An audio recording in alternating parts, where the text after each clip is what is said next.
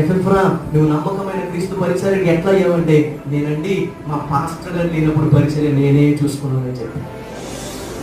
ఇది మొట్టమొదటి అనుభవం, మొట్టమొదటి అనుభవం. ఎంత పరిచర్య, ఎన్ని పరిచర్యలు, సేవ జీవితం, అన్నిటికి ఏదో ఒక మూడని సహాయం అవసరమయ్యో మరి ఏం చేయాలా? అవసరమైనప్పుడల్లా దేవుని సేవకులకు ముందుకు వచ్చింది. హల్లెలూయా, హల్లెలూయా. ఈ విషయం చెప్పనండి, దేవుడు పరిచర్యకి ఎవరైనా చెప్తే ఆశీర్వాదం రాదు. నీకు నివ్వుగా భారం కలిగి చేస్తే ఆశీర్వాదం వస్తుంది. నా మాట మీకు అర్థమవుతున్నాయా? ఎఫ్ఎఫ్రా అనుకున్నాడు పౌలయ్య గారు, మీరు వెళ్ళిపోతున్నారు కదండి, మీ ప్లేస్ని నేను భర్తీ చేస్తాను. స్తోత్రంగా వినుగా. హల్లెలూయా.